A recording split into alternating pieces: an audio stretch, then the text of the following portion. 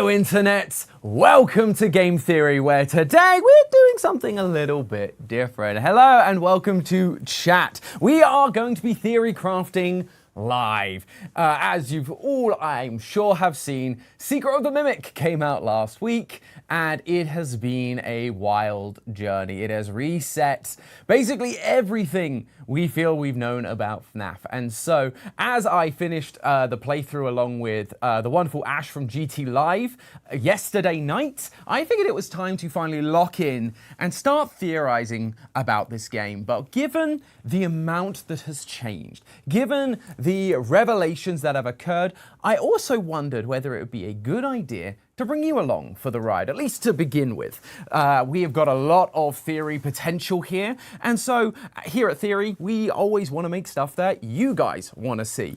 And while we have got plenty of other theorists out there who are making a bunch of stuff, which is all great and wonderful to see, it's going to be really fun for you guys if there are questions you want answered, or if there are details that you want to point out. And so this is that opportunity. This is our time to work together to figure out what the heck is going on in this game. It's going to be a wild, wild time. So please, if you have questions, if you have theories of your own, if you have little details that you think are worth pointing out and worth theorizing about, please let us know in the chat. Let's just see what we have going on right now. Let's start actually with what questions do you have? What are the key details that you think we should start with as we begin theory crafting?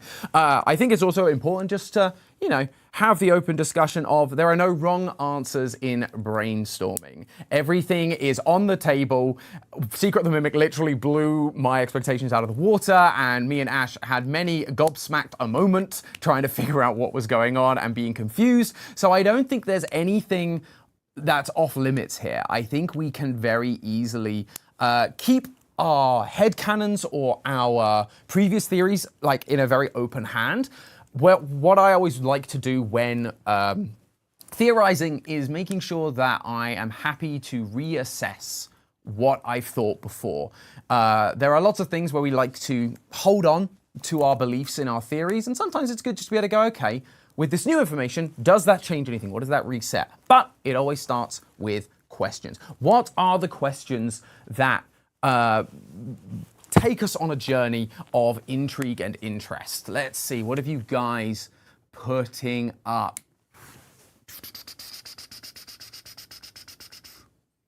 I'm just going to have a quick scroll through the chat. There's a lot happening. It's great. I'm so glad there are so many of you here.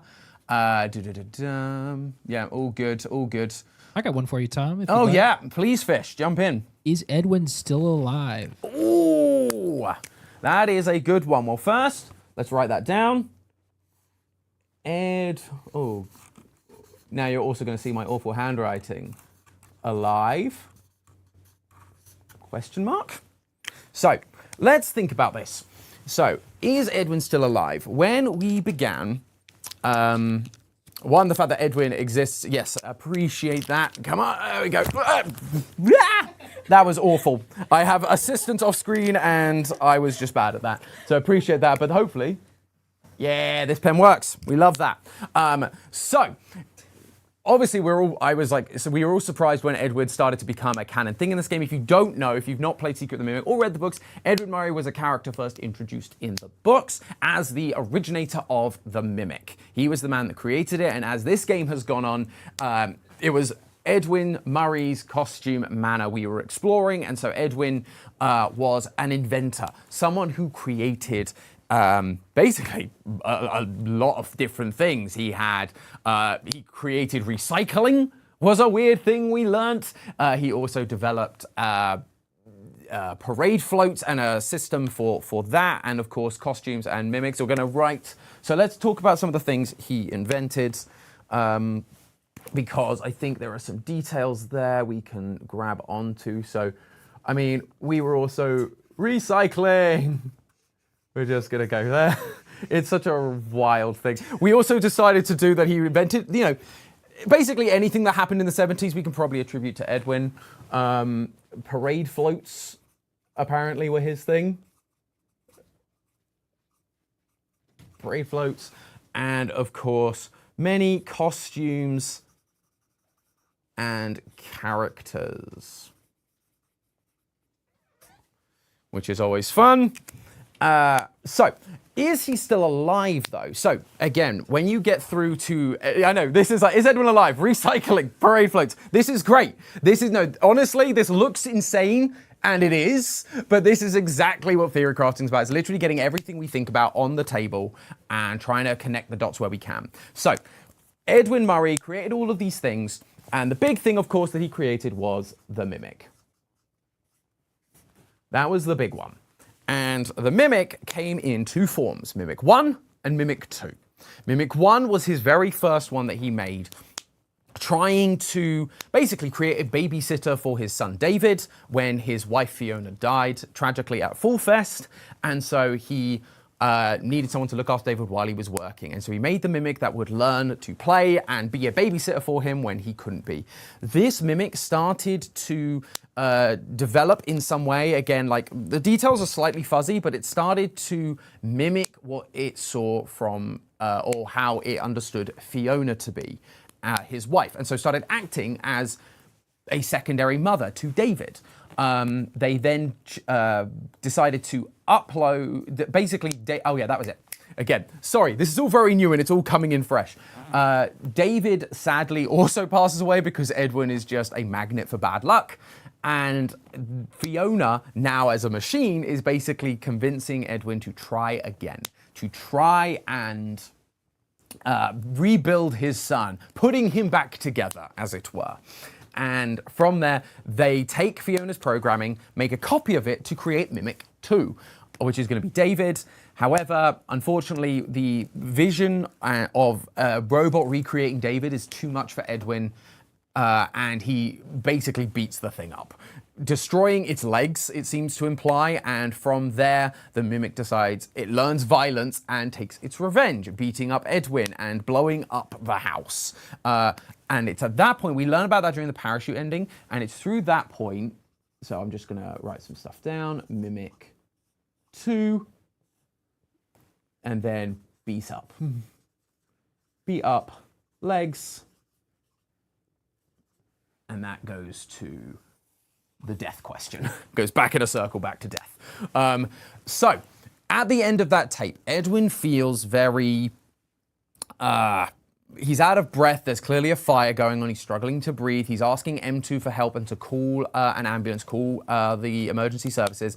And Mimic does not wish to do that. And so, with Mimic, obviously not wanting to do this, like, oh, he teases him using lines like, oh, I'm busy now. Go play by yourself. I'll play with you later. I'll do that stuff later. So it's a whole thing that they are, but it is then left ambiguous whether Edwin is dead at that point. We have Fiona is unaware of Edwin's status. There are no cameras. There's no way for her, Mimic 1, to see in and know whether Edwin is still alive. She talks to him as if he is, but he's clearly not there. But there is no sign of him. The room is blown up. There's clearly fire damage and some things around that would link to the call. But is he alive? This is one of those moments that I worry. It is purposely left ambiguous. It is purposely left in a state where he could come back. We've got DLC likely on the way. Steelwool has done DLC for every single game that they've ever created for FNAF. And so I could see a world where they are purposely leaving it open for DLC to fill in some of that gap. Either it's similar to the books, because in the books, Edwin comes back to Fazbear Entertainment 40 years later, and that's when they're installing the Mimic into the Pizzaplex, and that causes a bunch of problems, and he tries to stop it and dies in the process. They could quite easily be redoing that storyline, where 40 years after the fact, or whenever security breach is starting up and taking place, which actually happens in the DLC of Help Wanted 1, they could decide we're going to bring Edwin back and he's going to try and stop it, but it will ultimately fail regardless because the Mimic still wants revenge on Edwin, still doesn't like the dude for beating him up all those years ago. And so that could easily be where they're going to answer some of that is through the DLC, potentially as the next step before we get to the sequel to Security Breach and Ruin. I could see that happening, but at the same time, it depends on what purpose that would serve the story. Because Edwin being alive or dead at this point doesn't really matter to the long story. I don't feel like it does. Because you think about where the story has gone since, because Secret of the Mimic is the prequel of prequels to all of FNAF. So since then, we've explored the Aftons, we've explored Henry a bit, we've then gotten into Vanessa and Gregory and Cassie and the Mimic, of course. And so there are all these new characters and new stories to focus on. There is a world where Edwin comes back and saves the day, but would that rob something from our new characters? Would that rob a really triumphant ending for Cassie? Or if Gregory and Vanessa are truly free of the Mimic's influence, would that rob them of a satisfying conclusion? So, because that's the other thing we have to bear in mind. You've got these new characters now who are important to the story now, which these things are feeding into. And it's one of those questions where sadly there's just not a lot of evidence one way or the other. They left it ambiguous, so he could come back if they need him to. I'm not sure, but he could also just die, and then it wouldn't change anything going forward other than we as an audience would understand how to defeat the Mimic going forward, because even Edwin didn't know how to stop it at the point of the story where he passes away or potentially disappears. So would Edwin know how to stop it, or would he just fall victim like he does in the books? It's one of those questions. It's an interesting one. I'm not sure whether there's enough to answer it, but what do you guys think? Is there stuff that you guys think? Is there other evidence that I'm missing to talk about Edwin's being alive or dead? I think it could go either way, and there's some strong stuff for potentially either. But I want to know if there's any specific details that you can pull from. Because this is the point. This is the great thing. We can be collaborative here. We can work together. Yeah, okay. So a lot of other questions.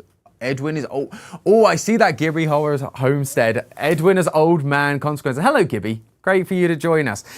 This thought actually occurred to me today. Is Edwin actually old man consequences? So I think that opens a can of worms, but it's an interesting thought. Where do we go? Old man consequences. Because, I mean, he is the original consequence. Thank you. More pens, more colors, hurrah. He is the original man of consequence. He literally created his own demise. And with that, he, faced the consequences of action and potentially passes away, or at least is destroyed in some factor. He would fit Old Man Consequences. Now, Old Man Consequences only appears very deep in the code of these games of FNAF World and in Ultimate Custom Nights. So that would, and it's all 8-bit, it's all that very, very destroyed, not destroyed, what's the word I'm looking for? Very deep in things. And so I guess it would make sense.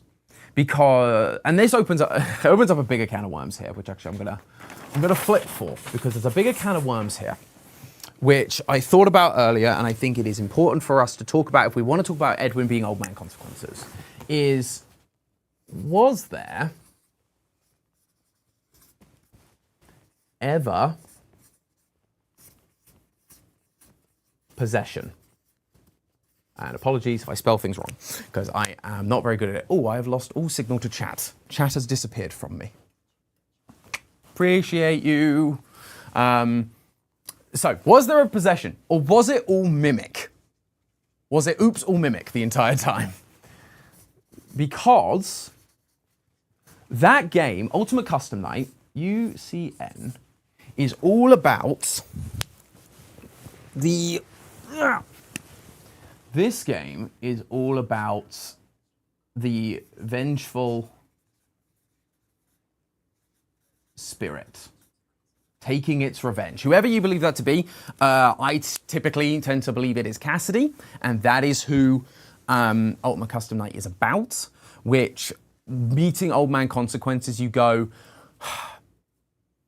doesn't strictly make sense for Cassidy, but at the same time, it's meant to be a mysterious figure, just an old wise man who's kind of been there, done that, you know, leave the demon to his demons. Edwin also has beef with Afton. I'm trying to figure out how I break this up and write this down in a way that makes some kind of sense. We'll go back to green for Edwin. So, Edwin, we know,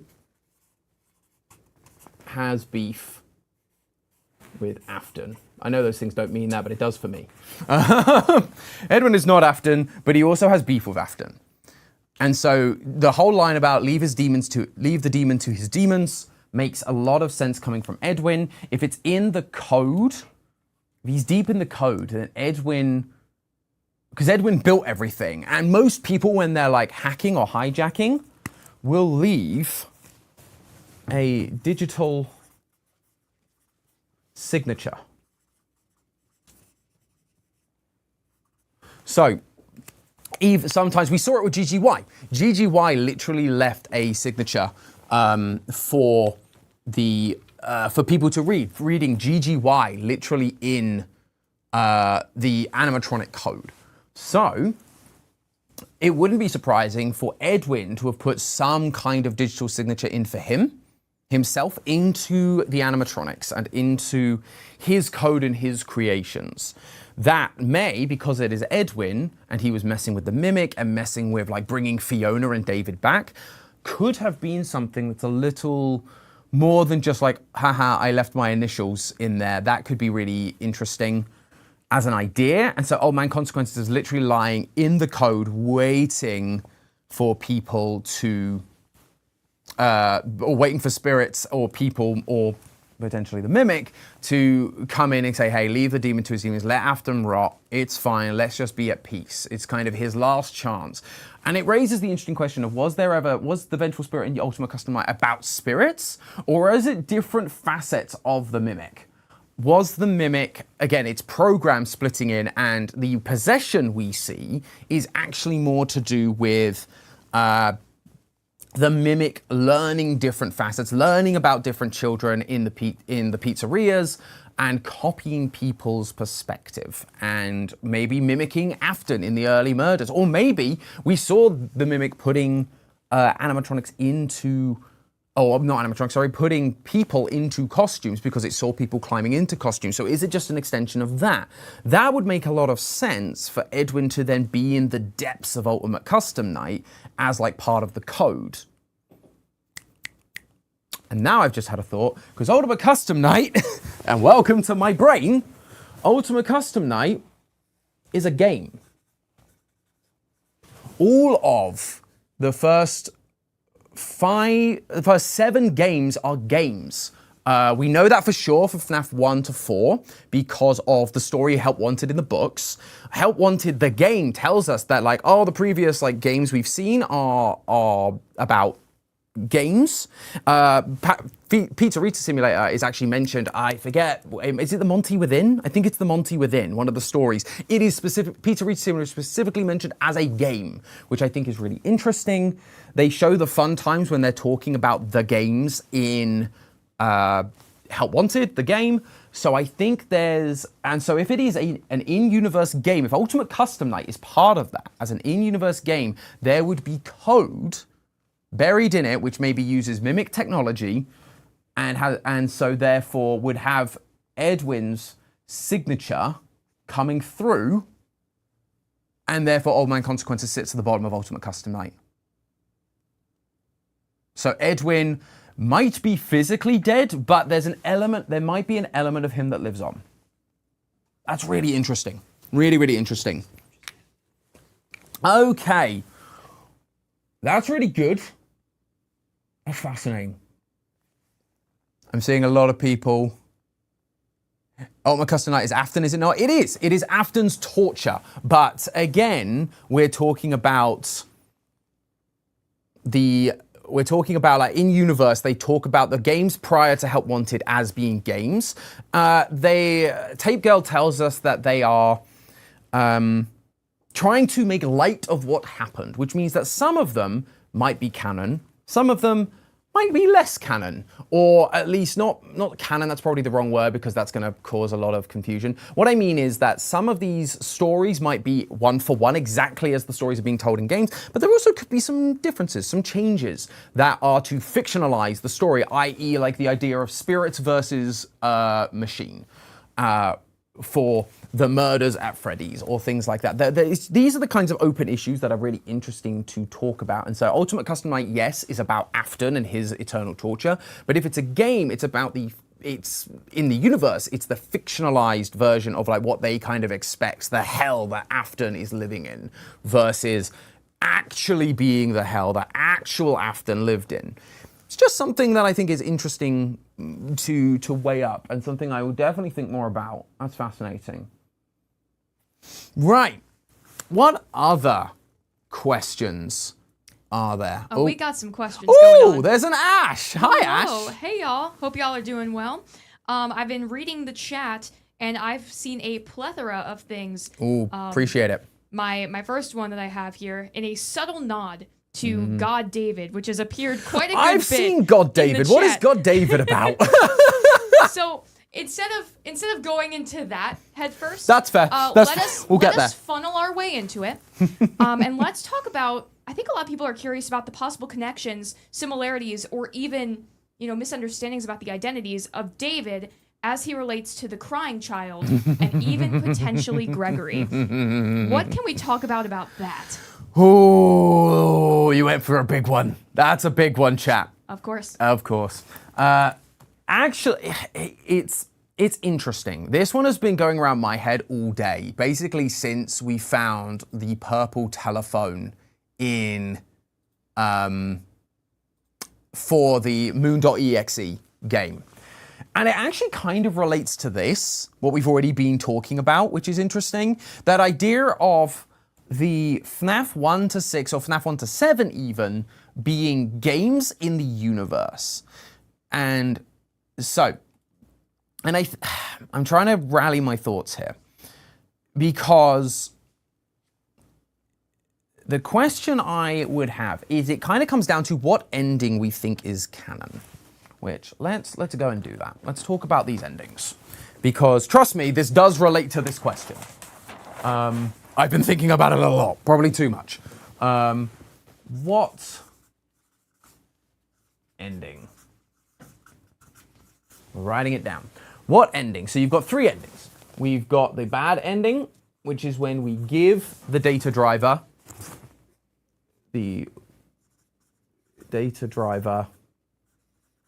goes to Fiona / Mimic. We've got the parachute ending, which I don't know. It's a parachute ending, which is the Mimic still gets the data driver.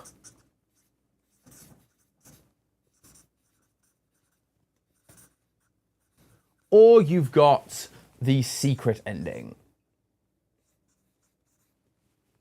which is when we end up in David's bedroom and we find the Mimic in the closet, kind of being David, but glitching out. Because the whole point in this is that, like I said earlier, the Mimic 2 is supposed to be David, a recreation of David.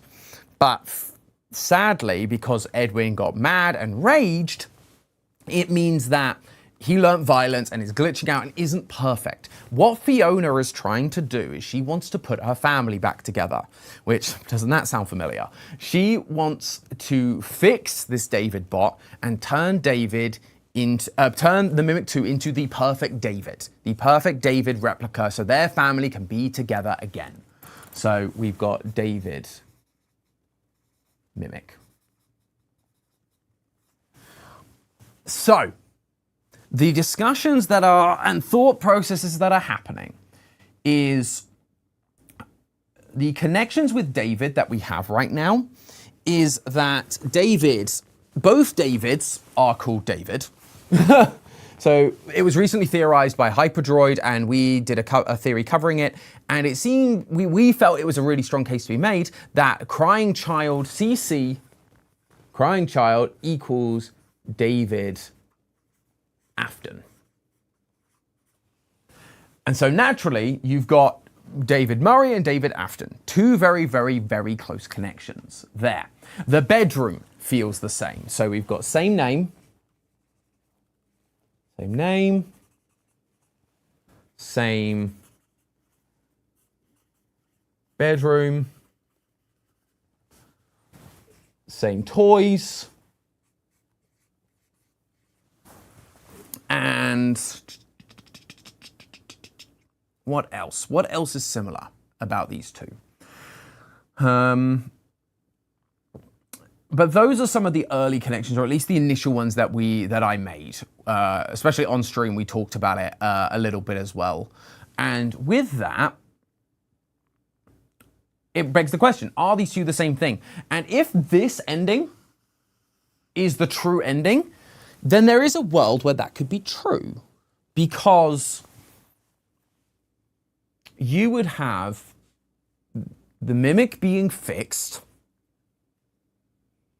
and there was a message we got from the mail logs, the group chat, that told us about Afton buying or acquiring MCM and all of its IP and even the land on which it stood, including the house up on the hill. Oh, that was it. The house, same house, just generally. It's the same house on a hill.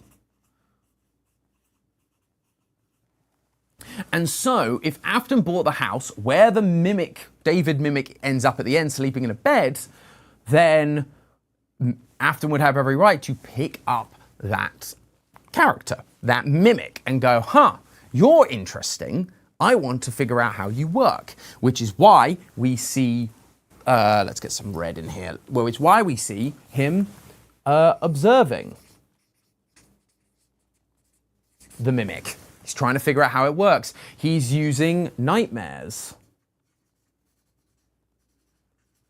to add a stimuli to see, what changes with this with this Mimic? How well does it learn? How does it learn? Let's figure something out. He would have the ability to, it fits in with the whole I will put you back together thing. It's not necessarily him wanting to put his son back together, but this whole, but it's a robot. It's literally the Mimic 2. And so he would want to put together. It would also, I could see it explaining why he feels so aloof. As like a father, he's just talking to it through a walkie-talkie. There's no emotional attachment there, right? Because he's just, it's a robot. Which then brings to mind, oh gosh, I can't believe that's the connection I'm making. We then have the baby isn't mine. The whole thing from The Immortal and the Restless, the vampire in a purple suit talking to his wife saying, the baby isn't mine. And we've always wondered, is a character adopted? Is that Michael? Is that Elizabeth? Is that the crying child, David? It now feels like it would be,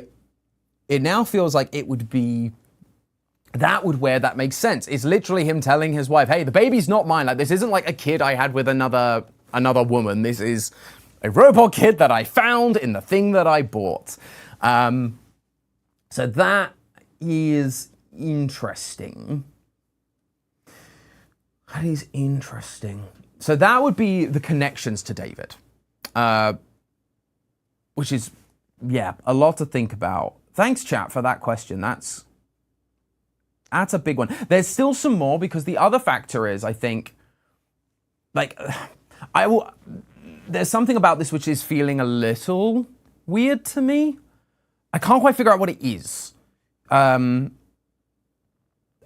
that there are some small things where it's like, yeah, he's observing him and there's nightmare animatronics and things like that. But we specifically, while the books aren't canon, they are useful for filling in certain blanks in the story. And we got Ditophobia as a story, which basically told us that it's hallucinogenic gas that is used. And in a recent theory, we talked about the gas that is like all around the place in Sister Location and in Security Breach.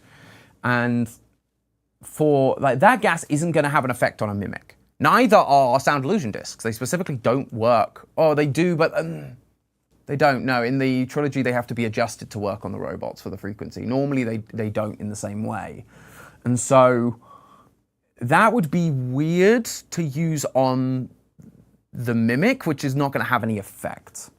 And this is what I mean about there being potential options, because if like either of these two are canon, there's a world where you have to discuss whether David Afton as a character is even real. Earlier I said about the games being games within the game, because Scott couldn't be, confusing enough as it was.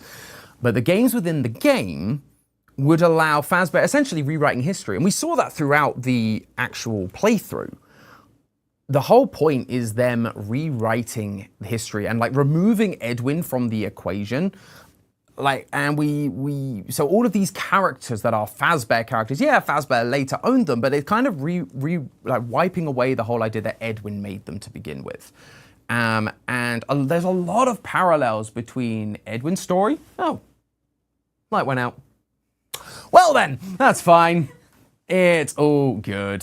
And so with those sorts of elements, you go, are they taking the real story, i.e. Edwin's story about his kid that he wanted to build and put back together and rebuild his family, instead of, and putting it in the game universe, in their fictionalized version of the real stories, on Afton to kind of keep it in-house, to keep it within the Fazbear brand, because they are reworking through their public image and their stuff like that. It's just, and again, I don't love that as an idea. It feels a little odd, but it is an interesting concept. I think the main thing that's making me lean towards one of these two, outside of that wild sort of speculation that I just talked about, is the fact that the mimic needs to end up underground. It needs to end up still broken, so not fixed like it is in the David ending, but it needs to end up being cemented underground for the Pizzaplex to be built on top. Because that's a big part of this, is that the Pizzaplex seems to be built on top of MCM.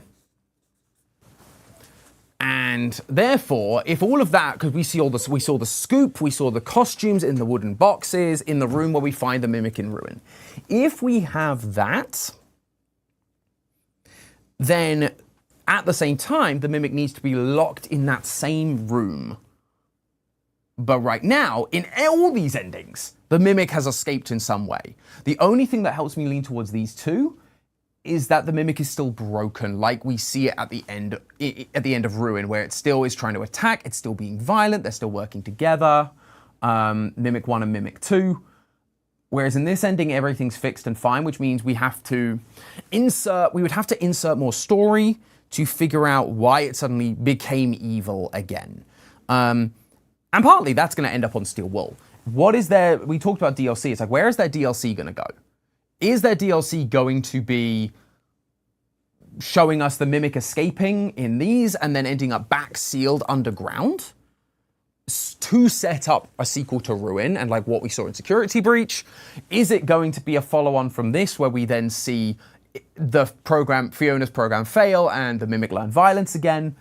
Or is it going to be something else entirely that's going to take it in a brand new direction, which allows them to like refill in the gaps between Secret of the Mimic and Security Breach? Where, again, if FNAF 1 to like 4 to 7 are in-universe games, like Help Wanted seems to suggest, is there a world where they're essentially going to retell the story as it actually is, but with the Mimic involved, and therefore the Mimic needs to be released because the Mimic needs to get sealed underground later? That was a lot. Thank you for that question. That is a wild one, and that's going to be a lot to think about. There's a lot of connections between these two, but yeah, basically the connection between David and David is, I see it as one of two things. It is either the literal, they are literally the same character based on the secret ending, or it is meant to be Fazbear's taking of the real David Mimic storyline and putting it into the in-universe games that they made and putting it onto Afton's storyline. Because there are a lot of parallels, not just that. But I need to think about that some more. What else we got? I've lost chat, by the way, but it's all good. Okay, cool. So, pick one or pick two? Oh. Pikmin. Sorry. I'll two. Why not? Ooh, okay. He chose the wild one. Oh, great. Here we go.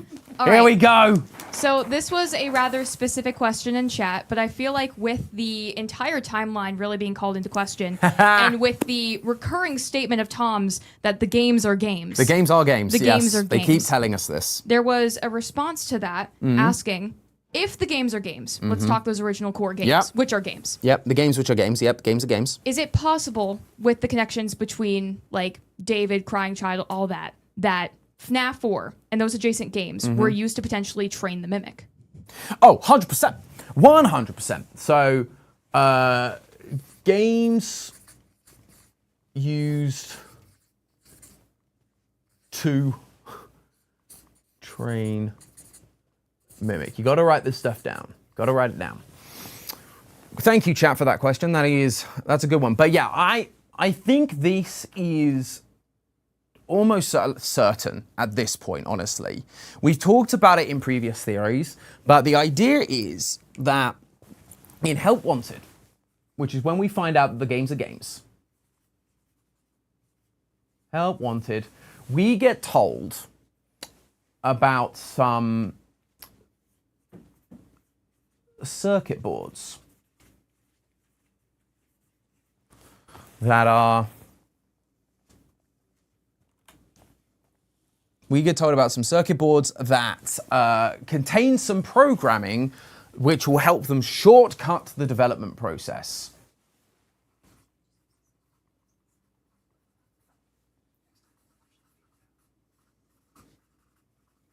Now, even just that phrase about shortcutting development, the whole selling point of the Mimic is it can fit into any costume and take on any character. So it can learn a bunch of routines rather than just learning a single routine like a normal programmed animatronic.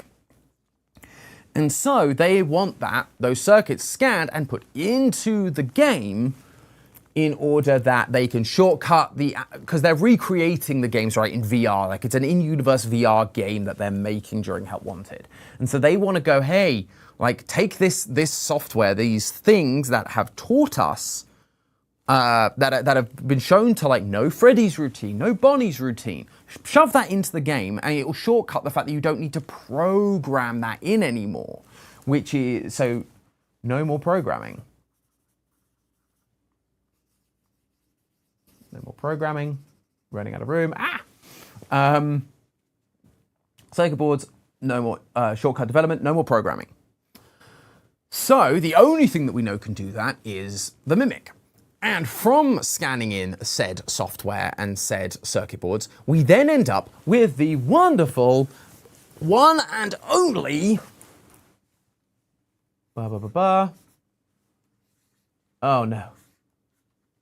Glitchtrap. Who we call that because he looks like Springtrap but is glitchy. You know, that I think it's important to remember that these names are often fan names that we have come up with based on the information we have. But as time has gone on and we learnt about the Mimic 1 and Mimic 2 programs in the books, we started to believe that glitchtrap was the mimic. Specifically, we believed it to be Mimic 1, which is the Fiona program that we now know. And so, part of it is but even that, that could be questionable. There's some options here. Because again, we want to keep things open as we theorize. But we believed it to be the Mimic program in some form. From here, it is basically them being fed all this data. Like, look at these old games. Look at the games that have been made, FNAFs 1 to 7, and help recreate these for our VR game. So they use the Mimic to recreate the VR games, which means the Mimic is being exposed to the stories that we were all exposed to. The purple guy killer who abandoned his son, whose son got bit, whose other son got scooped out by Funtime animatronics. All of these characters and deaths and violence and being shoved into animatronic suits, all of that was fed to the Mimic in order to make Help Wanted happen, the game. And therefore, the thing that's really interesting just about this game in general is that the Mimic here isn't stagnant. The Mimic is going to evolve. It'd be good if I spelt evolve with the correct word first.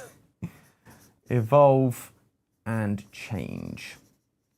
It's, gosh, my handwriting, I apologize. This is, again, welcome to theory crafting where handwriting gets awful. But it is going to evolve and change as time goes on. So while right now we're looking at this with fresh eyes of Secret of the Mimic and going, oh, Mimic 1 equals Fiona, Mimic 2 equals David with Edwin's violence. The more the Mimic is exposed to, the more it's going to take on personalities of other things and characters that it is exposed to, be that simple animatronic characters or be that purple murderers, which is why it takes on that form. It takes on the form of glitchtrap because that is the new character, or one of the new characters it's been exposed to. It's been exposed to Afton, so it goes, ooh, taking on the form of a yellow rabbit. And so I think it is almost certain that the games were accidentally used to train the Mimic, but I think that's why we're seeing, in the post-it room, for example, we see the Afton family sat around, and we see all 5 members of the Afton family. Now, in the game, the games that are games, as we keep talking about, they are it's all about putting the Afton family back together. We have always talked about that's why Vanessa is there, because she looks like Elizabeth. Gregory looks like the crying child. Like, these sorts of factors are, let's bring the family back together. That's what the Mimic is trying to do, based on its training on glitchtrap and all of his and like Afton and all of his stuff. But that original push, that original idea of let's put the family back together came from Fiona all the way back in Secret of the Mimic. It's just that as it started to get trained with these things, its purpose has gotten muddied, or could have been muddied, because it's going to evolve and keep adapting. So it's now still pushing to put the family back together, but it's not clear which family it's now trying to put together, and even it's confused. I think in the post-it room there's like one of the post-its, the binary talks about like, what am I? And someone found in the moon section, I saw it on Twitter today, in the moon section down in Secret of the Mimic, there's a poster or a note that talks about memory error. So it's written from like the perspective of a Mimic, and it basically talks about essentially waking up and being a happy family, but having no kind of memory before that bit, which sounds like a robot that's come to life, having never experienced like having no memories, because it's literally just been shoved into this moment, and here's like who you are and your character with no backstory, which would tie into the Mimic's confusion as to like, who am I? What am I as a character? Am I David Afton? Am I David Murray? Who do I belong to? And so I think it was, basically, so in short, I think that is true. I think the games were used to train the Mimic accidentally, but by doing that, it has caused the mess of a security breach and what we see when it's rebuilding the Afton family. plus we've got bits of Fiona and like trying to still connect with the mimic downstairs, which is what we're kind of seeing here and trying to fix that. It's interesting. And it, again, also ties into that whole thing of, were the stories it fed completely? We all good? It's all good. It's fine. Off-screen things. All part of it. But it comes down to that question of, again, are the games totally fictionalized to the point where the character, like, so Glitchtrap and the Mimic were being fed all this information, but that was fictionalized, and so that's why it's confused, because the stories feel similar in a number of ways, and so it's like mixing the ideas. Or is it just that the Aftons and the Murrays had a lot of similarities in the way they raised family, the way they did stuff together, and so it was fed on the slightly altered but mostly true stories? It's just an interesting way to look at it. You guys good? Yeah, so we saw some chats that were so good, I fell over and knocked over like several beverages. Well, hit me with them. All right, so I've been writing all of that down. I am partially covered in coffee and pistachio milk. Oh no! Oh no, but it's because y'all are doing so well. All right, so we have some additional things for you. Okay. Let's start at top level. And we'll keep on going, and then you'll see the question that maybe fall over the desk. So I think a big one that I've seen a whole lot is the significance of the number 4625, yes. And what the heck that means. Also, just want to flag for you, Tom. If the chat disappears, it's because you put the mouse on the ground and you're letting the computer fall asleep. Ah, that's what that is. Yep. Okay, good to You're know. just hiding it from yourself. It's all good. I'm my own worst enemy, which feels very fitting, because I did this to myself. So sorry, repeat that question. That was... what is the significance of 4625? 4625. Writing it down. 4625. So, for those of you who don't know, this number first showed up during Help Wanted 2's mini DLC update that happened to tease Jackie and Secret of the Mimic. It was the code that was used to activate the mixes. It was on like the letterbox out front of MCM and was used to activate mixes as mixes was driven away. In this game, it became a recurring number for certain codes. I believe it showed up in date form as well. Like, we all thought originally it was teasing when the game was going to come out. Apparently not. 4/6. So it could be a date, right? Steelwool are American, so it's going to be April 6th, 2025. But so like you go, you know, April, because you guys are strange, and do the date, the month first, which I have to keep reminding myself. So like, it could be April 6th, 2025. Is that trying to tell us like when the future games take place? Were we wrong about the timeline? Could it be that literal? It's an option. I'm trying to remember specific places where I remember it showing up a lot and being very confused by it, and whether it's now just a number that Steelwool are using to, I don't know, like using just to like troll people. I saw someone in chat remind me, yes, so it was the frequency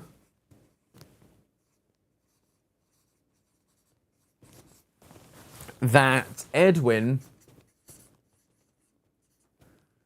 found Fiona, which sounds confusing, but it's because he is working on the Mimic and he occasionally feels like he's hearing Fiona's voice, so he's like retuning the radio frequency. And when he does that, there's the odd occasion he can hear Fiona, which is the Mimic like talking to him, right? As Fiona. So there's that instance of it. 460, 4,000. That's also the number of tasks for Dolly. Oh.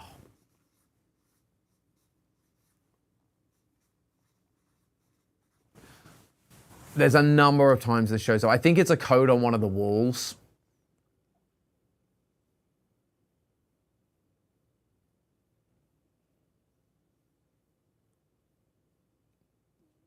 repeated to the Fall Fest. Maybe everything started on April. Yeah. The other option is, I mean, that is also true. I'm seeing this a lot, which was, it could be 1925, which would be super early. But we did talk about that in our very, very OG timeline. We talked about Fredbear's singing show and how Fredbear's singing show had a very 1930s, 1940s pie-eyed artistic style. And so whether it was originally designed to be like an actual singing bear show that happened in the 1930s, people singing, or the bear, would get up and sing in the way that old musical animal performances would work. Which is not great if you look at the history of the circus. It's not great, but it could have been was that the very start of Fazbear? Possibly. It's one of those ones where the more and more stuff, like Fredbear's singing show, we now have a record for, which comes from their favorite restaurant. David, the Mimic, Edwin, the favorite diner, the favorite place they would go is Fredbear's Family Diner, and there was a record for Fredbear's singing show. And so it is still a modern thing. Doesn't mean it can't be older, but it feels less and less likely that they're going to go back that far. Oh, that's a good point. I just saw that come through. Thank you, chat. That is interesting. Because one of our big discoveries throughout this, we found a room which had Edwin and Fiona as portraits. And then right above the main door was another man who we'd never seen before. And later on we discovered that there is Mr. Murray Sr. Could this 1925 date be when Mr. Murray Sr. founded MCM? Could that be the actual start of things with early costumes, early designs?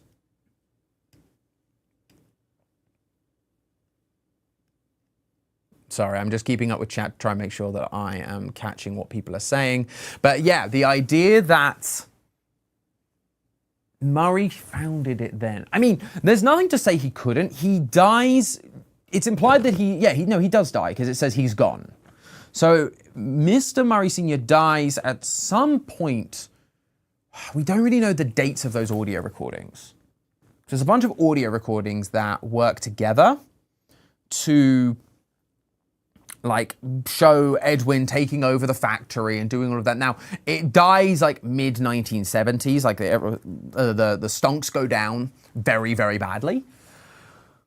But they start to skyrocket because of Edwin's inventions, I think the late 60s, early 70s, if I remember the graph correctly. So he had to have died around then, which means he would have been, could have been in his 80s, could have been an early death in his 60s, but either way, he'd have been around during then. I guess the question is, what would be the benefit of it being then? How did Murray Sr. die? We don't know. It just kind of says, I can't believe he's gone and he's left everything to me. So it's an interesting idea. I like this, and again, it ties back to Fredbear's singing show, and maybe those businesses do go back really far because Edwin, when Edwin starts to go more into madness and starts to talk really heavily about they're going to betray you, there's a leak, and there's all these things, he starts to get into kind of madness, and he says very, very specifically, don't trust them. Dad was right. And so it feels like, because again, a lot of the betrayals in this moment, while there are people in the company that are leaving, there's a lot of emphasis put on Edwin's relationship to Fazbear. And so, does his dad know Fazbear? Do both companies go all that way back? Maybe. It's an interesting idea. The thought that they all go that way back, so or at least, even if Fazbear is slightly later, 30s, 40s, 50s, Edwin knows, or Edwin's father at least, knows of Fazbear and is like, hey, don't trust them, they're snakes. Which is fascinating that the companies could go that far back together. Don't trust them. Dad was right. Yeah.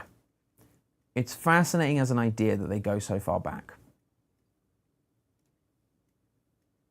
And again, it's hard to know exactly what Edwin did to change the business, because he's like, oh, let's put some of my designs forward. Let's develop these crazy inventions and crazy ideas to shift the company and rebrand. So it's hard to know what they did prior to. Did they only do costumes before that? In which case, is that like the origin of the glitchtrap costume was actually one of his dad's original designs, like all the way back? Maybe? It's interesting. But this number, just going back to this number keeps repeating, but I can't tell at this point if it's an Easter egg, because it's like Dolly's tasks. Murray's costume, like Murray's potentially founded when he did that, if it's 1925. It's the frequency which Edwin finds Fiona in. It's a secret code to get into one of the back rooms. It feels at this, like, again, I wonder if it's, sometimes it's just developers trolling, and I do wonder whether Steelwill is trolling us, because we put so much emphasis on this one code being, oh, this is the release date, this is an important thing. I know John did an incredible theory breaking down what that number is. And so I don't know if it's just them going to go, we're going to shove this code in so many places as an Easter egg. But then it could be an Easter egg that has a meaning deeper down, and one of these is right. But the others are just references to that one thing. It's interesting. Ash, you got another one for me? I sure do, and I'm going to stand a healthy distance away from any kind of liquid on the tech desk. That's probably wise. All right, cool. So another one I'm seeing quite a lot that I want to make sure gets addressed is the matter of Fiona. And Fiona being mixes or not being mixes. Yeah, this one is so confusing. So,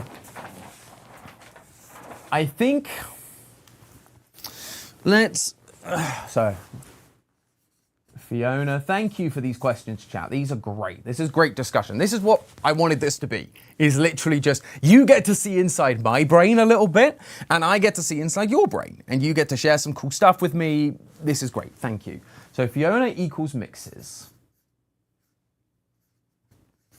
So, we did learn what mixes stands for in this game. Mixes stands for, if I remember correctly, mechanical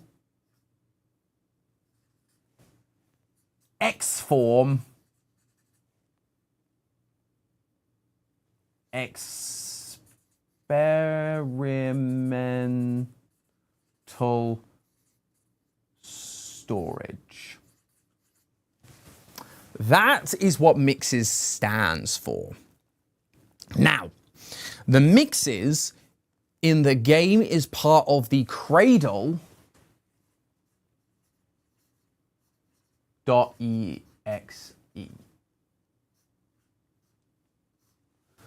So cradle.exe is the program that we load, which Fiona says in one of the group chats that we get, there is a message between, that's the title is in binary, so it's implying it's Fiona in the digital Mimic 1 Fiona. And she basically says, hey, something's gone wrong with M2. It's become violent. We need to fix it. Run the cradle.exe, which will subdue it and fix the problem. Which the cradle.exe is mixes. It's this program. When you open the message, this is what, or you open the program, this is the message that comes up. Where this gets confusing and where Fiona's part in it comes in is because the mixes machine is the same one we see. It'd be good if I could spell. Fiona, it's writing in numbers, it's hard. But Fiona, as a robot, is in the same machine that Mixes is in. The M1 program has access to a bunch of other parts of the facility, but because it's implied that the Fiona is playing dispatch. So the voice of dispatch is actually M1, i.e. Fiona, mimicking that voice in order to get us to do what she needs. And then when we basically start ruining her plan, she then goes, fine, come in, let's talk. And so she becomes, that's where we are revealed to the Fiona and the Mimic 1 program. Now for me, the thing that's going around my brain, and has been since Ruin, is in Ruin, we got this pen. We got 2 mimics. You have little Helpy, and you have what I believe the fans call the Grimmick, which is Mimic as Gregory. I probably spelled that wrong. It's fine. And so you've got both of them, and they talk to one another. You have the Helpy going like, oh, I've fixed, don't worry, they're not going to bother you anymore. I fixed it. And then Gregory, which is the Mimic underground, goes, yeah, with my help. So you have 2 mimics communicating to one another, which is interesting. And that would speak to me. You've got Helpy, the program that has control of the facility, is actually Fiona. And then you've got Grimmick, who is M2. The guy underground, the physical endoskeleton animatronic. Because it's only able to talk, that's only able to talk to you because you have a walkie-talkie. So you have these 2, and they're fighting, but they're working together. At the end of the day, Helpy is trying to help you get to the Mimic underground. And the reason it's doing that is because Fiona wants to be reunited with her family and wants to fix M2. That's what she wants to do. That is her goal. And so she needs Cassie to go down into the basement and set M2 free in order that Fiona can fix it. Mixes, on the other hand, does not want that. Mimic does not want fix and free. I'm going to write that down because Mixes does not want that. Mixes does not want M2 to be free. It is specifically doing everything it can to stop you from freeing it. It is a safety precaution, which is what Cradle is designed for. So, but it's in the same computer. This is the stuff where things start to go wild and start to get a little bit crazy in theory land. Because you've essentially got 2 versions of Fiona with 2 opposite goals. So, but the Mixes is the cradle.exe. It's not the glitched one that we use to fix Mimic 2 in the secret ending. It's purely what we do at the end of the parachute ending to try and get things to progress and to like stop the Mimic, which doesn't really seem to work. So we also see someone picks up Mixes in the Help Wanted 2. One of the Help Wanted 2 like DLC endings. Someone picks up Mixes and drives off with it. Possibly to try and bring it to Security Breach, unless Security Breach is built on top of that, which it does seem like it is. Which is slightly confusing. But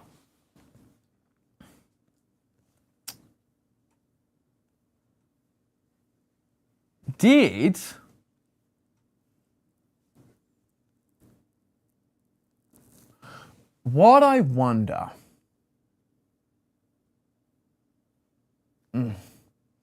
So again, remember, open minds as we think these things through. Because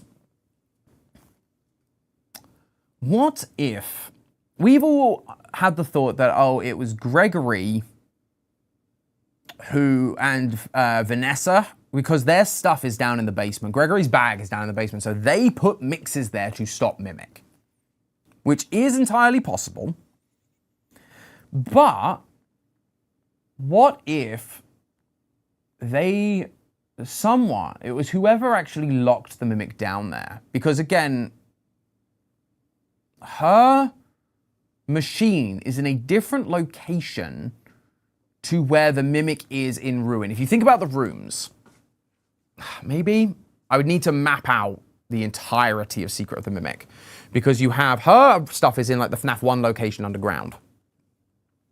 You then run through a bunch of then you end up in the room with the costumes, which don't seem like they're connected in Secret of the Mimic. Then you run through a bunch of corridors, and then you end up at the scoop.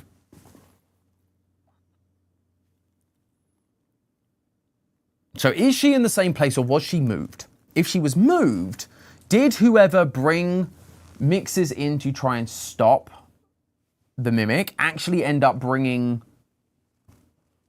M1 Helpy glitchtrap into the system? I don't think so, because I think that's what Help Wanted is about glitchtrap M1 Fiona entering into Fazbear systems. It could be that there's like split entity, split personality, that kind of vibe, because Mixes is a bunny, which is very Afton coded. Like,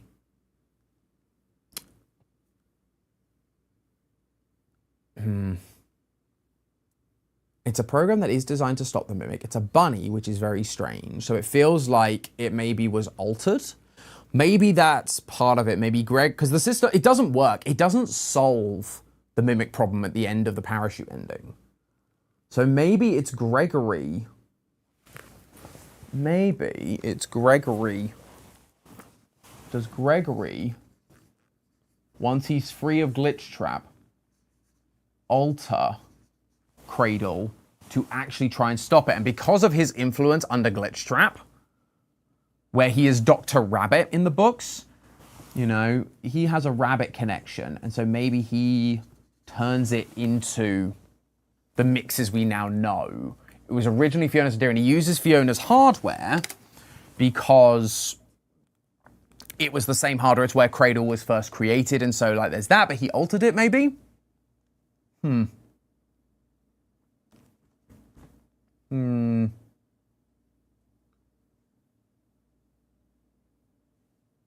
It's interesting. That's a tough one. It is a very confusing detail, because Fiona is not directly the Cradle.exe, but she is in the same computer. I need to go back and look at the computer in Ruin, because I don't think it has this written on it. I don't think it has Fiona's name written on it. I think it has Mixes written on it, which implies someone's altered it or rebuilt it or done one slightly differently. It's interesting. And it's the fun of theorizing. You don't always solve everything in the immediate, otherwise we'd have theories out tomorrow. It's going to take a few weeks. So let's put a pin in that one. That's a great question though, chat. Thank you so much. That's great. Ash, you got, what time is it? Oh, we're doing all right. Okay. Maybe time for one or two more. Yeah, I think we got a couple lined up for you. Let's go. So let's zoom out a little bit from this question. Yeah, we're getting very, very granular, so it's good to reframe. Yeah, so chat is yearning to know, what exactly did Afton and Henry Emily invent or make? Like, actually. Right? That was what a lot of my writing down notes were during our stream, to be fair. What did they do? What do? So, let's... Henry... I don't know. There's probably an E in there, I don't know. Afton. What did they actually invent? So, again, there's some nuance to this question. Again, depending on how much we want to take the games as pure fiction or as maybe semi-loose alternatives to reality. Because if they're pure fiction, then we basically have no idea, which sucks. Because if FNAF 7 doesn't exist, then we basically have no representation of like Afton or anybody in the games. But beyond that point, which kind of sucks. The big one that I know everyone's talking about, and it has been a point of discussion, is spring locks. Did Henry create the spring locks. It is a thing that has been attributed to him for a very long time. We have that line in FNAF 6 that says, trapped in prisons of my making, i.e. he made the animatronics. I don't believe in the games it's mentioned. I believe, but I may be wrong, and feel free in chat to let me know if there is somewhere else in the games where this is referenced. I believe his invention of spring locks is a book reference. I remember I've been trying to brush up on some of my book knowledge because there's so much. It is referenced in the Silver Eyes. So in the Silver Eyes, it mentions that he creates the spring lock. So Afton specifically says, oh, that was a Henry invention. That was something he made. And so that's kind of why we attribute that to him so often. Then we get to this game, and there are a bunch of Springlock costumes. And not only that, but he says, Edwin has notes that says, like, I got the change orders from Hen last night. This doesn't make any sense. Why would they change at the last minute? Just, hire teenagers to wear the spring suits like we always do. Which, you know, shows that there's a relationship between Edwin and Henry. Like, though these two clearly are pals. Oh. These two are pals. And so because he calls him Hen, which means that there's like a friendship or at least a more casual relationship than, oh, Mr. Afton or William, like full name. It's like, no, this is Hen. This is my buddy Hen, a fellow, which implies like, again, some level of like fellow creative, fellow inventor. We get on, we understand each other. But Edwin created a bunch of spring locks. So did Henry actually invent the spring locks in the games? The one detail that I think has to be pointed out is there's a message from Edwin that says something along the lines of, the new designs for the spring locks are going well, even with the water damage. So Edwin's, I'm just gonna go down here for Edwin's spring locks can survive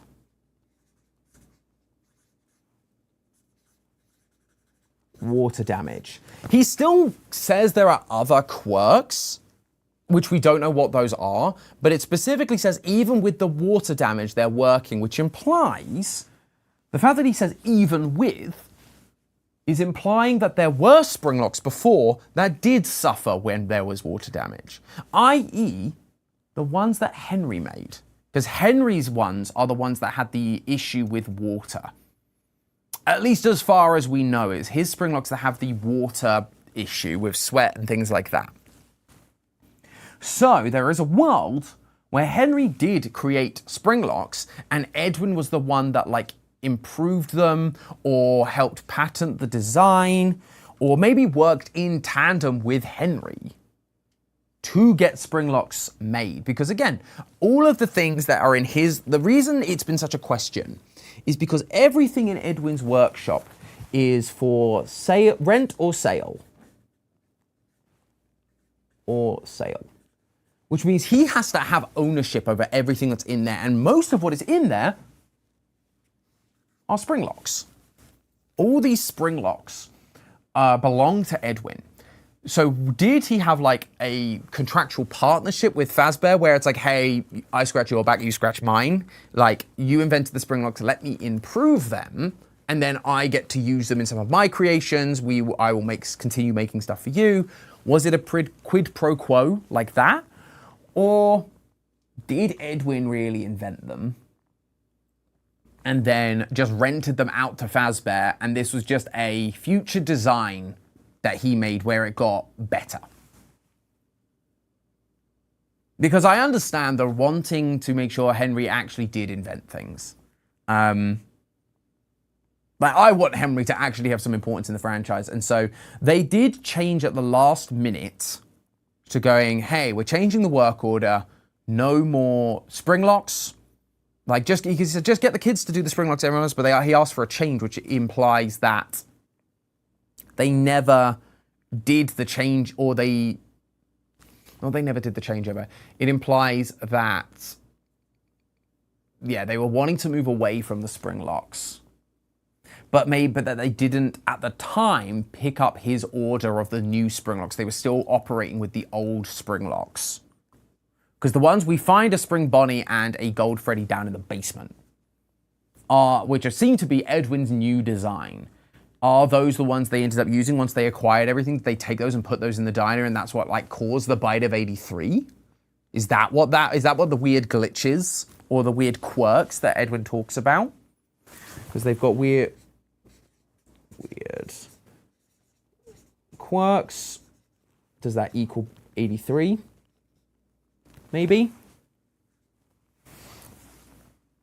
Because they pick those ones up later. But the water damage, but yeah, that one line about him saying these ones resist water damage does imply there were ones before. It's just whether Henry invented those. Because again, as far as I'm aware, the only reference we get to him making spring locks is in the books, which is a different continuity.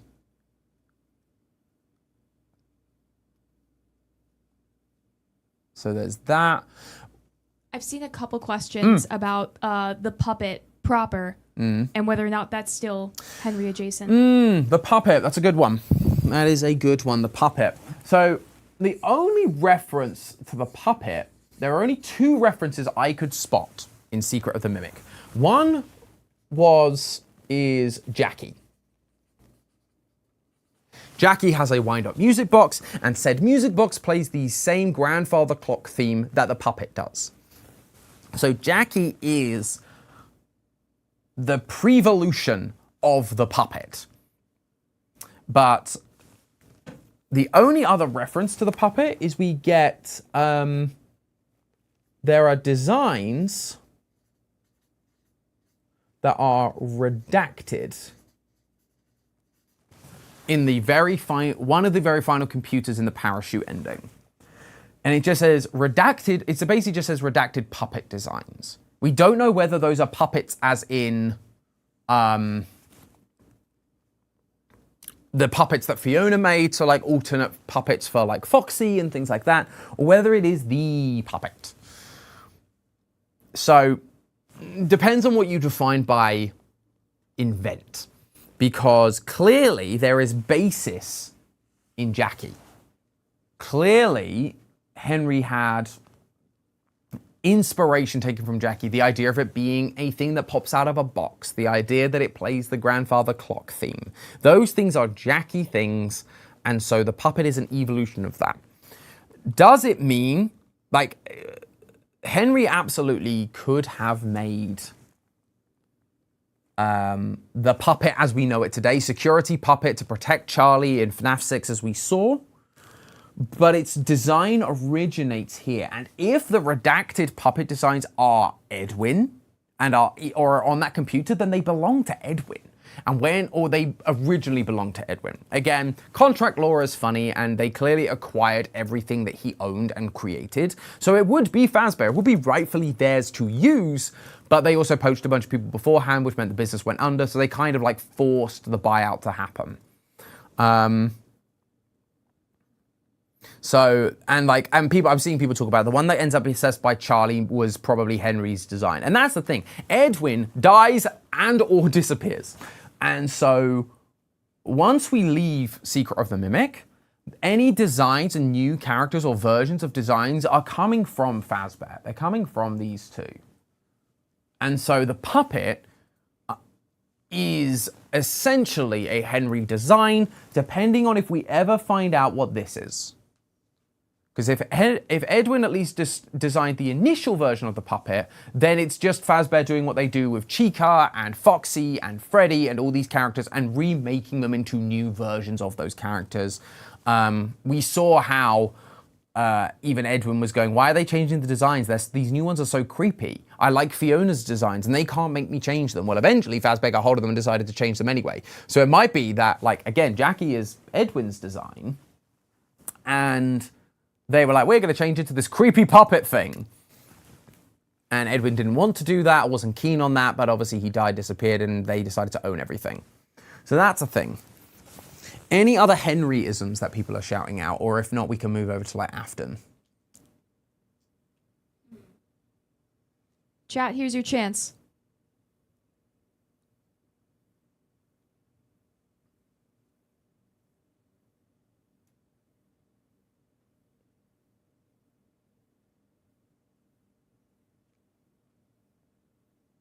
Not seeing many, which is fine.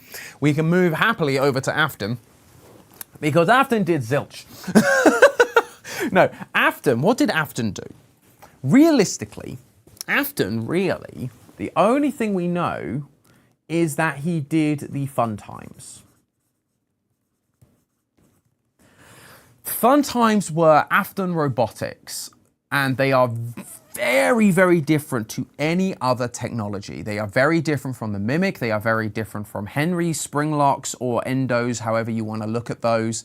They are different.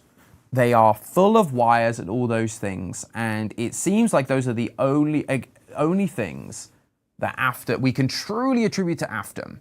Afton Robotics also made things like the scoop and some of the distraction boxes. I think Henry made Lefty, so that's something Henry did make, is Lefty, to trap the puppet.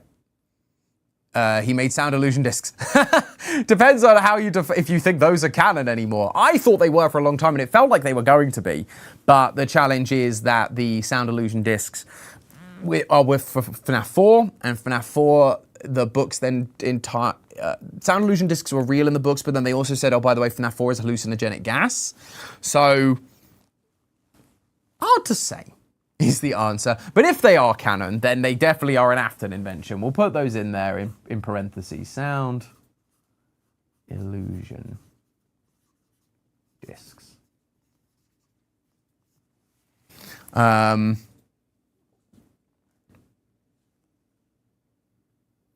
so, yeah, it's a tricky one to kind of know. Like, I'm trying to think blueprints, because it's obviously like, Mr. Afton, let's talk about your designs. But it's literally the fun times, because again, we don't spend that much time with Afton and his inventions outside of in the Silver Eyes trilogy and outside of Sister Location, Ultimate Custom Night, those worlds, right? And him already being dead as Springtrap. So, and Afton, again, in the books and in the early parts of the game, he was always described as the businessman. He was the brains of the operation. We see that in Secret of the Mimic. He's the one that's poaching other people. It's not very businessman-like respectful, but he is a businessman, and he is poaching people and offering them more franchises, and he's buying the land that Edwin Murray stands on. He's the businessman. He was never really supposed to be this person. But he ends up kind of becoming very jealous of Henry. Again, this is where, like, the Silver Eyes is a fascinating series of books, because we really get characterization for both Henry and William. And both of them really, we find that Afton is a businessman, but he also, like, worships Henry and his animatronic genius.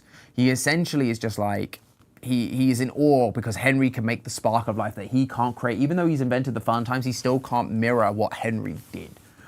And that's always a fascinating thing, because he was really just the businessman, but he became so jealous of Henry that he wanted to be able to do it himself, making the Fun Times, Circus Babies, Pizza World. It flops, kills his daughter, is a whole thing. So this is where Secret of the Mimic is rubbing a lot of people the wrong way, and it's why we had so many shocked reactions over on GT Live, because you look at this, and outside of the Fun Times and maybe the Springlocks, you're looking at it and going, Edwin made most of these things, or at least was the originator of the idea, which is kind of weird and kind of sucks, but also it's where it leads into, it goes back to the idea we were talking about the games being games, because outside of those, we don't know much about Edwin, about Henry or Afton. And so it makes sense that in those games, it leans into the idea, if this is Fazbear rewriting history to make light of the incidents that happened, but they're also trying to rewrite history to remove Edwin from the picture and going, it was always Fazbear all along. We're going to impose this little family unit and the idea of putting them all back together onto Afton. We're going to make the murders, this evil CEO we had that's no longer with us, because it allows us to like kind of shove it all under the rug rather than, hey, by the way, it was a killer animatronic that we kind of still have under our possession. Whoopsie. We can shove it all there. We can make Henry this redeemable character who was like the creative genius behind everything, to attribute some of the more creative ideas to him. And so it could have been them entirely rewriting history in order to hide the fact that they didn't do any of this. And so now, all these years, we've spent 10 years believing that these guys did all of this, when in actuality it was this guy which Fazbear has tried to bury. And I think it kind of sucks as an idea, but it would be within Fazbear's interest, it would be within the character we understand, and it would be evil. It would be truly evil. And like this game as well, one of the big things they kept doing is really emphasizing how just evil Fazbear is. Partially that was the mimic pretending to be Dispatch, but it learned how to do that from Fazbear. And it's like, you know, I've been working for 36 hours, please let me sleep. That's great, Arnold. Thanks. And it just does that whole shtick. So it is hard to say exactly what they made. It doesn't feel like all that much. And Afton, again, is happy to poach people. He was happy to take people away from, and for them to take the ideas and the other contacts with them. He was not above stealing ideas and claiming them as a Fazbear thing and claiming them as his own. Then he bankrupted Edwin and MCM and bought it out so that he could take all the credit and it would all be above board. So for him not to have invented much tracks and makes sense. It's the Henry stuff that I think I and a lot of other people, we want Henry to have done something, to have been somewhat involved. And he clearly has a relationship with Edwin. So there is some semblance of like, oh, maybe they were creatives together, but we just don't have the evidence right now. We'll have to see if DLC comes up and gives us an answer. Right. I think we have time for maybe one more. Yeah. All right. Oh, Ash is giving me the eyes. No, the knowing eyes that this is going to trip me up. Okay. Where are we going? All right, Tom. Tell me about the goo. The goo? The goo. The goo. Not the Faz goo. No, not the Faz goo. But the orange goo. The orange goo that we refused to name our entire playthrough. Yeah. Tell us what's up with that. Goo. What do? Goo what do? This goo. Ash and I danced around this goo the entirety of our playthrough. It is there, it is powering the facility. So, let's write this down. Let's write down the thoughts. So, what is the goo and what does it do? In the context of this game, it is an orange liquid. It powers the facility. It is connected to Dolly and the recycling because we see the furnace, and when you melt all that metal down, you get like, so when you have like molten Dolly, it is orange goo, which implies those two things are the same. And so, Edwin's whole point of recycling is taking old things and turning them into new, useful things. That might be new machines, but it also seems to imply that he's using because I think we have to power the furnace. Or once Dolly goes in, we can like hit a power button that like powers a door and powers the lift. So, it is the recycled metal that is this orange goo. That is powering the facility and powering the various puzzles we have to do.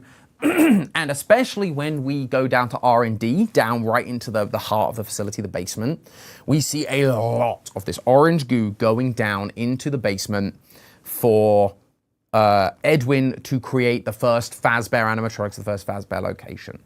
So there is a discussion to be had, or a thought process to be had around some of it is just doing exactly that. It's powering the facility, but it is also being used to create,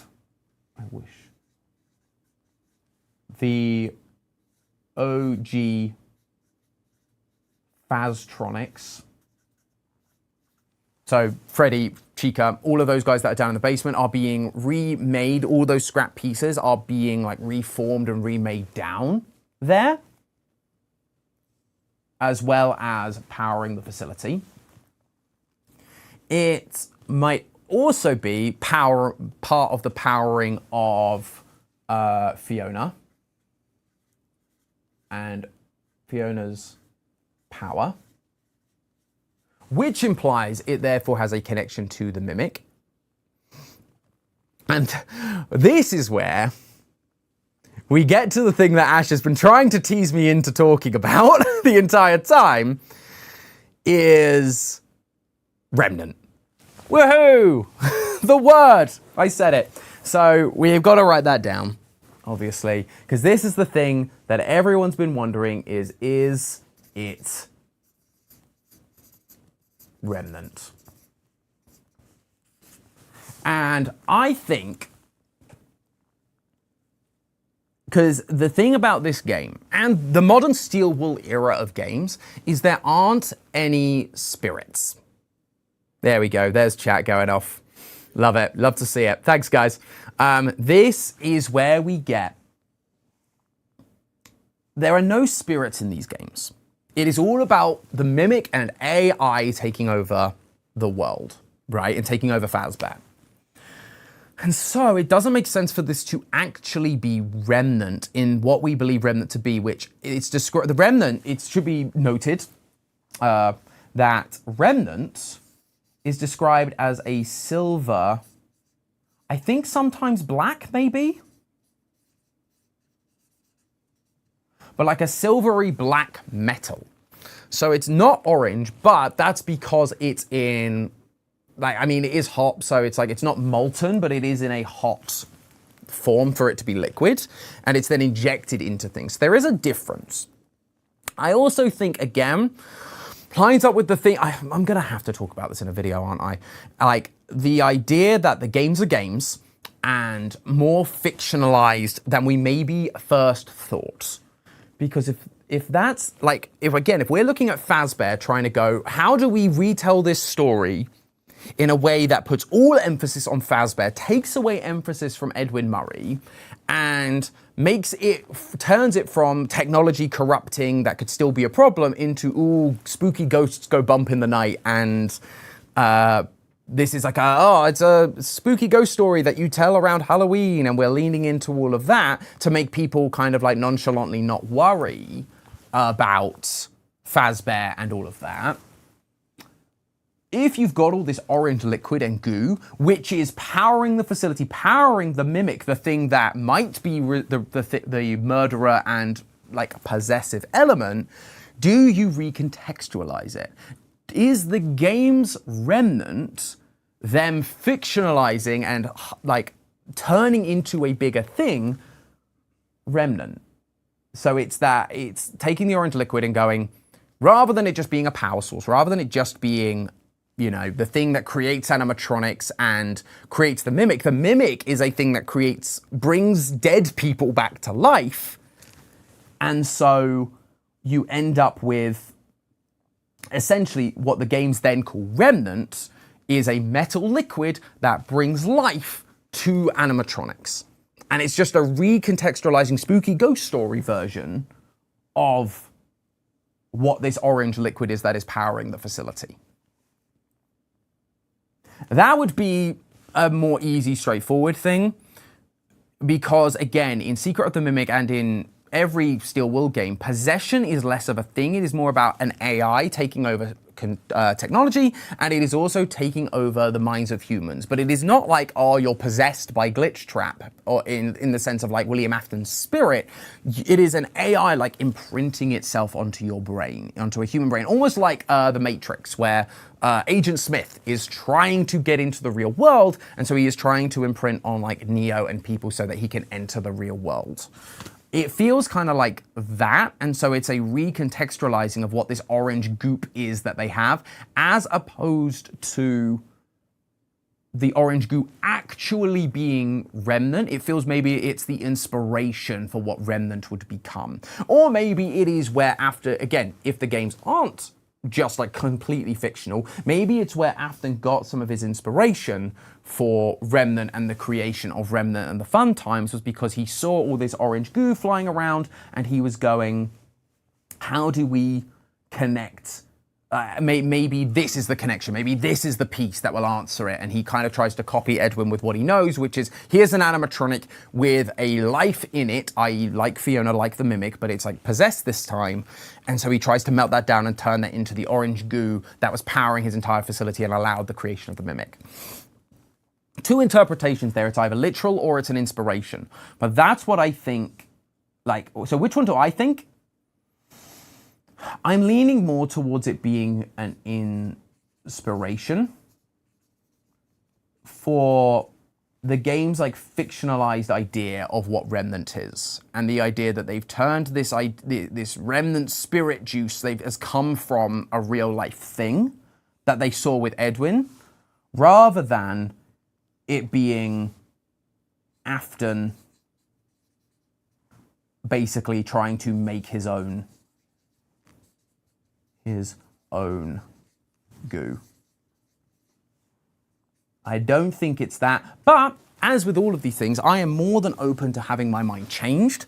I am open to things existing outside of my initial brain knowledge. I'll be doing a ton of research after this anyway. So with all of these things, with any of these kind of discussions, I'm always looking to kind of go, this is where my brain currently goes based on the logic, but I am open for that to be changed and for that discussion to shift. If not now, maybe in the future. Maybe things will shift. I think, Ash is leaning up to the mic. Have you got something for me? If you're done with this, I just wanted to ask you one more thing. I'll go for it. Yeah, sure, why not? Okay, so first of all, shout out to our theory mods in chat who've been helping out. There's been a lot of cool questions and things. And yeah, thank you guys. Thanks y'all for sending me some of the questions that have been scrolling by real quick. So I asked this a little bit at the beginning. Yep. And I wanted to bring it back. You touched on it a little bit in the middle there.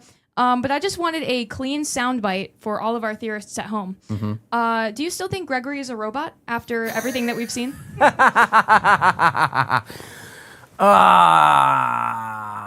Is Gregory a robot? My first FNAF theory. That was trial by fire. Because everything ends in fire with FNAF anyway, so it felt good to start with it. Is Gregory a robot? Honest answer right now is no, I don't think Gregory is a robot. I think there was a lot of stuff that pointed to it early on. And again, Robot Kid's clearly a thing that exists somewhere because we now have David as a robot. But again, having every kid be a robot kid feels like a lot. We now have David Murray, Robot Kid M2. And we saw Gregory now being a kid who is actually going to school and is actually walking around the Pizzaplex in multiple versions of the books, but specifically, we talk about him being a kid in Escape from the Pizzaplex, which is the canon Choose Your Own Adventure series, or feels very canon anyway, I will say. And in that book, we have Gregory and Cassie are friends, but that isn't to say that Gregory isn't being affected by glitchtrap, because Vanessa's being affected by glitchtrap and she feels very human as well. Again, if we suddenly go, well, anyone that's affected by glitchtrap is a robot, suddenly you've got like 4, 5, 6 robot people on your hands. And that's just a lot from a storytelling perspective to like swallow, right? So I feel like now that we've got this David M1 robot, that is the robot kid we were supposed to be looking at. Gregory, I think, is a kid that screams visually crying child.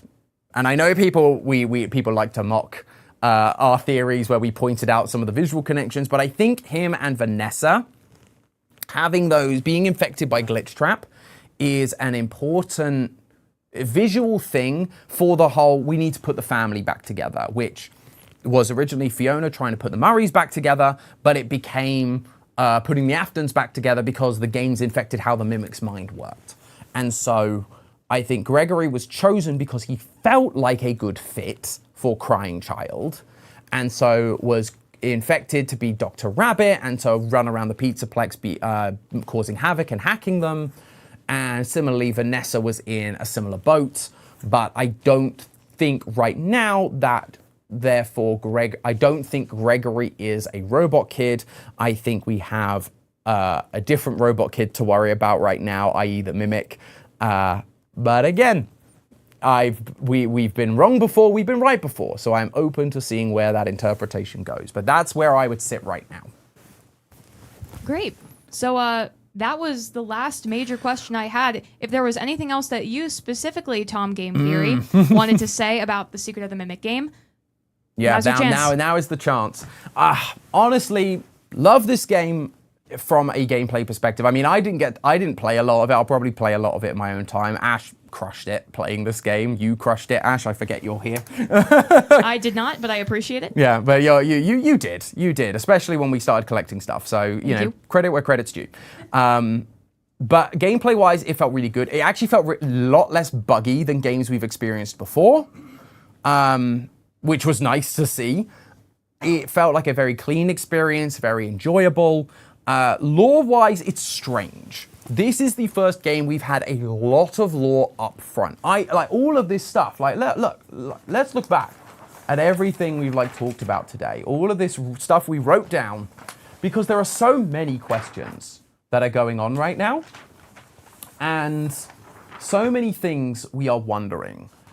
So many some small details that are confusing, and other details that are much more in our face. The whole Edwin storyline is very in your face as a story. Like, it's in the notes, it's in the audio logs, and you get to the end and you kind of have this sense of story, which is unusual for FNAF. Normally it's all hidden details, whereas this has a lot more in your face, obvious storytelling, which is really fascinating. It's great for fans of this franchise to really reset the story, reset sort of the bar. Rather than it being theory upon theory upon theory, we now actually have some kind of base to build theories on, but there is still some stuff to theorize about. I think what a lot of this is going to do for the theory space, which I'm excited for, is rather than theorizing about this game specifically and the lore within this game, it's about theorizing what does this change? Which is what we've been doing today, is what does it change? What did Henry and Afton actually create? Are the games really just complete fiction, or are they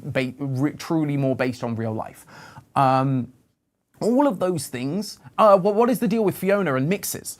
All of those things affect future games as opposed to changing our perspective on Secret of the Mimic specifically. And that's a really interesting direction for this franchise to go. So I'm very, very excited to see where that goes. I've really enjoyed this game and diving into it, and I look forward to diving into this and coming up with some really, really out there theories for this one, because I think there's going to be a lot all across the platforms. So it's been great fun. And now, if we talk about some of these things, I can call back to this live stream and thank you guys during Game Theories to be like, hey, we started solving this during this live stream, which is exactly what the point of this is. So I really want to thank you guys so much for showing up, for being part of this, for helping us write everything down and talk through some of these things, ask questions that I maybe wouldn't have asked myself. This has been a really, really fun experience. I hope you guys have enjoyed this as well, and sound off in the chat if you've enjoyed being here. If you want to see more of these, let us know in the comments of this stream, because I've really enjoyed this. I would love to do this for more franchises coming up. I'm sure we have more FNAF, more Poppy, many other things. So let us know what you would like us to cover down in the comments, and let us know about what you thought of this format in general. It'll be really, really helpful. But with that, I think it is time to say goodbye for today. Thank you everybody so much for watching, and remember, at the end of the day, that's just a theory. A game theory! Thanks for watching.